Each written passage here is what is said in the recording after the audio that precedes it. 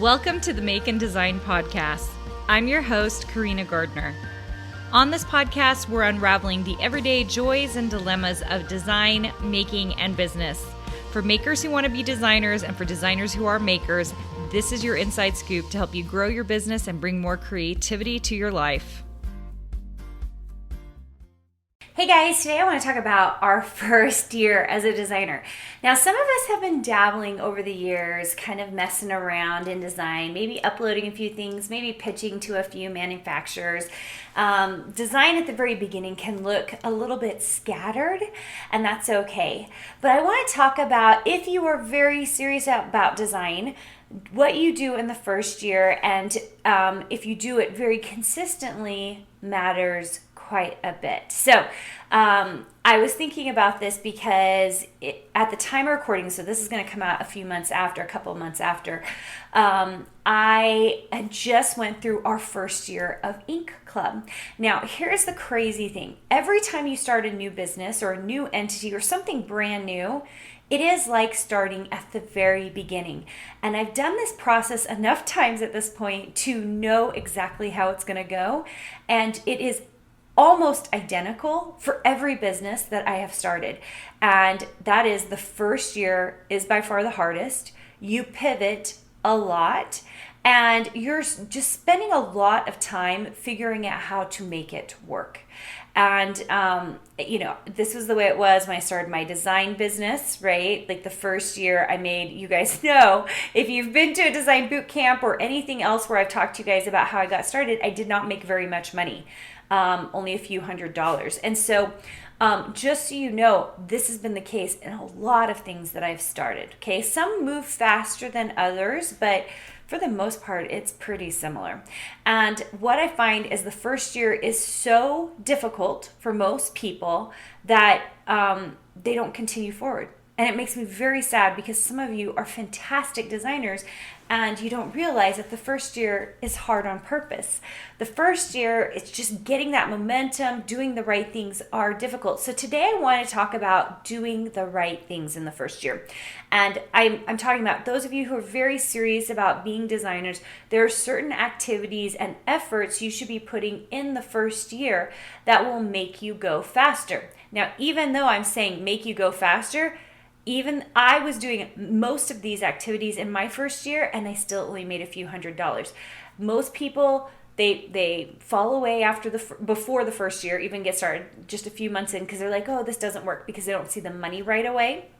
And then after the first year, if they feel like they've put a certain amount of effort in, then they will give up at that point as well.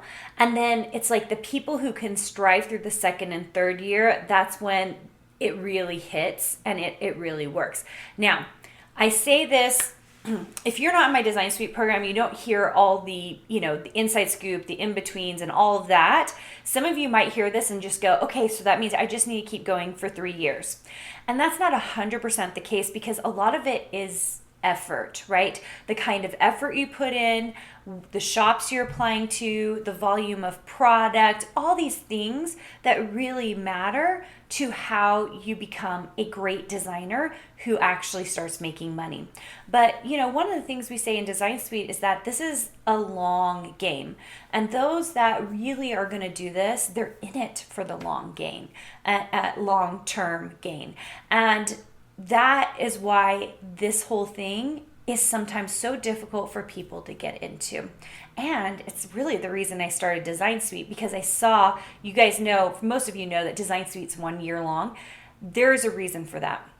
Graphic design school, 4 years long, right? Getting experience, a solid 4 to 5 years after that. So there's like a 9-year span where people will get design training and then they'll get into 4 to 5 years of experience as a designer. And that really solidifies you in the design field. It's really like an 8 to 10 year period, okay, to make it happen. And I know that certainly was the case for me. And I even went to extra schooling since I have a Ph.D. in design. But I am here to tell you that it takes a minimum of 1 year just to break together like that educational piece to make sure that you're doing the right things in design, like your actual design work is good. And the second piece to that is making sure that you are getting the right experience and doing the right things, the right efforts to make it work. And so that's why we started Design Suite. That's why it's at least a year long. A good portion of the membership stays on a monthly basis after that. We only do monthly because we want you to stay as long as you feel like you need to stay and then move on. We're very, very happy if our designers need to move on and get to the next level. I am just fine with that. To me, it's kind of like getting your postdoc and then, moving to the next level. So, all right. So first year activities. Now, you guys have heard me say this on multiple podcasts. You hear me say this on Instagram. And I do think that people they do not believe me when I say this. But if you are not designing every day in the first year, like your first year might be really the first 2 years. Like you need to be designing every day, 7 days a week, and knowing and learning the programs. The first year is like your break-even year. And if you are not learning how to use the programs faster during the first year and building a body of work in the first year, even though you're not making a lot of money, then you are doing yourself a disservice. It is not behaving like the first year. The first year, you have to build so much artwork, okay? You have to have a lot, and you have to experiment a lot, and you have to test a lot. That is part of this whole thing. And so the first year's efforts should be designing, spending so much time in design. I usually don't love for my designers to spend a lot of time in social media on the first year. Unless they already have a huge crafting or fabric following, then they need to continue to do that. But if you don't have a huge following, then we want to do the most minimal on social media. Why? Because most of your efforts should go towards becoming a great designer. One of the problems I see very, very often is that we have divided activities. And so we're so busy trying to be in Instagram or trying to be on Facebook. And so those are hours that could have been spent designing so that you could become a better designer. The thing that's different about designers than influencers is that we make our money from being designers, not from building an audience. Those are two very, very separate things. And it really wasn't until a couple of years ago that I decided it was time for me to start building a brand and audience. I had a bit of a brand before, but I was spending most of my time being a designer, being a creative director of a company, running my companies, being the back end of things and pushing design work forward. And that's where I made most of my money. And I saw that. And it was very, very clear to me. And so when I see designers who are spending so much time in social media, so much time on audience building, I just think that could have been, if you could, I think just a little bit effort is fine, but like most of that time should have been spent designing because that's where we're making most of our money. So that effort needs to be in that first year. It really needs to be on design work. And that's why I tell people to design every day. That's where the effort needs to be. Now, the other thing we are trying to do in that first year is become faster designers. So great designers and faster designers, okay? Those two things really matter because if we can become faster designers, then basically our hourly rate goes up, right? I see designers all the time, they just charge more. They just are like, well, it's an hour long, so I'm going to charge more. And that's not really the way the design world ought to work. And that's very often why many people do not get design jobs, or they get passed over for freelance jobs because they say, oh, my hourly rate is $300 or $500. And here's the deal. Like if your hourly rate is so high, it means that you should be able to create that logo in 20 minutes. So like that person can pay you $100 or $200 for that thing because it only took you 10 or 20 minutes to do. Unfortunately, we live in a world where it is very quick to get turnaround jobs on places all over the internet, okay? They're discount places.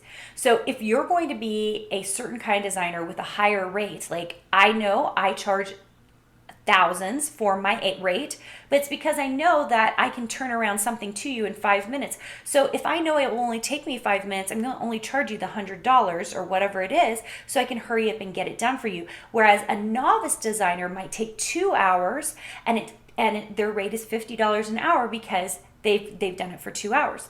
That's the thing, you guys. We have to become faster, smarter, and business savvy. And when we do those things, we become more valuable to our freelance clients, to our shop owners out there, to anyone else that we're working on. Our rate doesn't go up just because we have a bigger brand or because we're more important. It's because we are faster. And so we don't charge people, we charge people for the bulk of the work that we can actually do in an hour. Does that make sense? That is one of those things that I don't know that everybody understands or does, but it's very, very important. All right, guys, first year, what are you going to do? You're going to put that effort in, you're going to become faster as a designer, and you're going to be designing every day. Those are the things we have to do in the first year. And you can do that, okay? After that, it's all about momentum. And of course, you move much faster when you have expert guidance, the inside scoop, accountability, all the things that, we really teach in school, right? All right, guys, so glad to have you here. I hope this helped you today, and I'll talk to you soon. Hey, did you know that you can visit me at makeanddesign.com to learn more about this podcast and join my VIP group for weekly freebies? I can't wait to see you there.